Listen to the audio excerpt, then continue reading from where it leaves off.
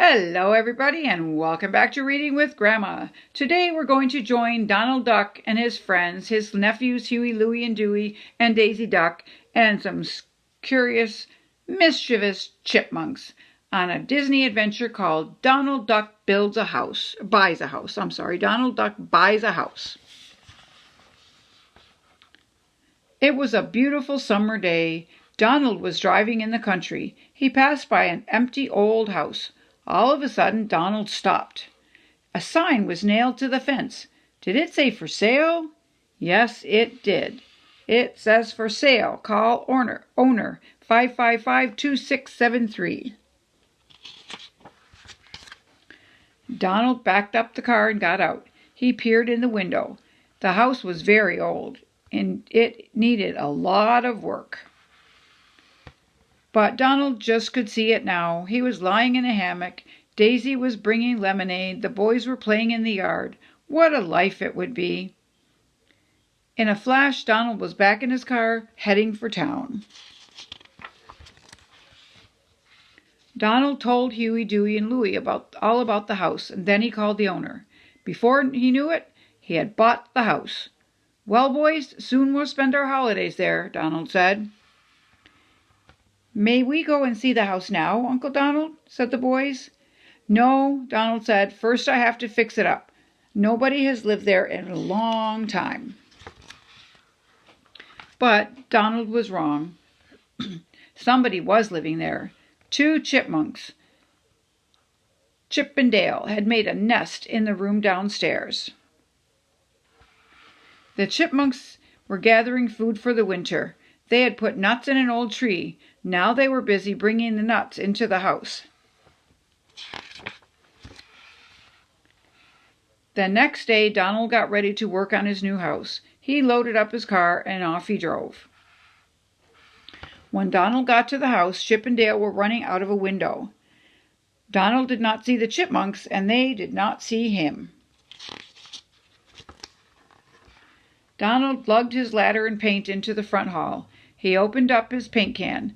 Now he was ready to begin. Then Donald saw the chipmunks' mess. "Oh boy," he said. "I see I have a lot of work to do. I'll get started right away." Donald found a wastebasket, a dustpan, and a broom. He swept up the leaves and nuts and threw them away. He did not know he had swept away the chipmunks' home.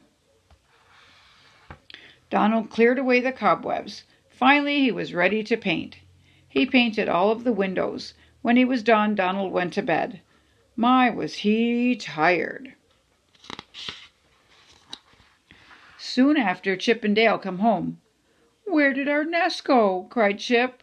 "It was here when we left." The chipmunks jumped to the floor. They knocked over the can of yellow paint. "Where did this paint come from?" said Dale. All at once they heard a noise coming from upstairs. "Someone is here," said Dale. "Let's go look." As they ran upstairs, they knocked over a can of blue paint. They left a trail of tiny footprints. The strange noise was growing louder. Very slowly, Chip and Dale opened the door. There was Donald snoring. "Come on," said Dale. "We must get out of there before he wakes up." And off they raced. Chip and Dale ran to the nearest nut tree. It had a hole with leaves and nuts inside. "I miss our old home," Dale said sadly. "This will have to do for now," said Chip. All night the chipmunks sat eating nuts and throwing shells onto the roof below. "I hope that duck goes away soon so we can have our old home back," said Dale. Ping, ping, ping. Donald woke up. What was that noise? Donald sat up. Was it a ghost? Or maybe there was robbers in the house. Donald hid under the covers. The sound went on and on. He did not get a wink of sleep all night. The next morning Donald came downstairs, tired and grumpy. What a mess he saw! There was paint and small footprints everywhere. Donald followed the footprints until he came to a tree. there sat Chip and Dale. "Aha! You made this mess, and the noise, too," shouted Donald. "I'll get you yet." "I think I have a plan," Donald said to himself. First he saw a hole in the broken floorboard. He put an empty bag with a long string in the hole. Then Donald covered the hole with a scarf. Next, Donald took a bag of nuts. He left a trail of nuts from the trap to the windowsill. It was not long before Chip and Dale spotted the nuts. They followed the trail of nuts to the scarf. Then all at once, down they fell into the bag. "That mean duck," said Chip. "He set this trap." "Well, I know a way to get out," said Dale. He showed Chip how to chew through the bag. Soon the chipmunks were free. Off they raced. Donald soon found the empty bag. He was really mad. "I will get those 2 chipmunks if it's the last thing I do," cried Donald. Donald got a box. He got a bell, some string, and a stick. He built a bigger and better trap. Donald sat down to wait for the chipmunks.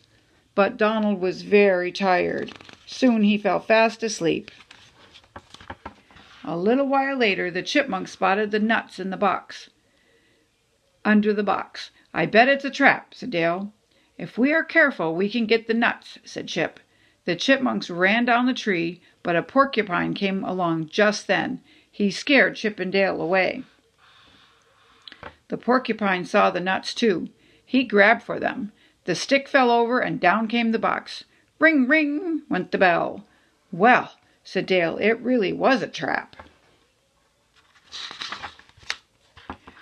The bell woke up Donald. He jumped up out of his seat. He ran to the box. "Oh, boy, now I've got you," he shouted happily. Donald lifted the box just a little. "Come out, you miserable chipmunks," he said. The porcupine leaped out of the box and knocked Donald down. "Ouch!" Donald was covered with quills. "I have had it," Donald shouted. "I'm leaving."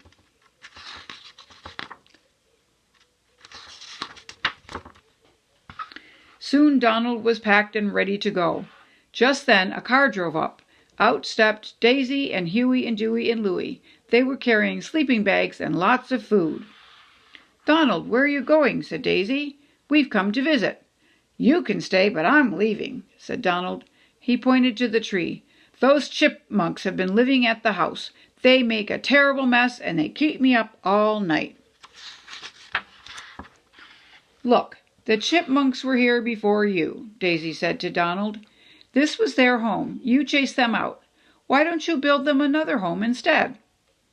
"That's an idea," said Donald. "We'll help," said Huey, Dewey, and Louie. The boys and Donald got tools and wood. They went to work right away. Soon the house looked like a house. They painted it blue. "Let's put it in the tree," said Dewey. Now everyone was happy. The chipmunks had a new home, and so did Donald. His dream had come true. There was always enough room around here for the chipmunks," Daisy told Donald. "You just had to find room for them in your heart." And that is the end of our story, Donald Duck Buys a House. Let me know in the comments what you think and what you would like me to read in the future. And for now, I'm going to say goodbye. Make sure you like, you subscribe, ring the bell so you know when I'm reading again, and have a super great reading adventure. Bye!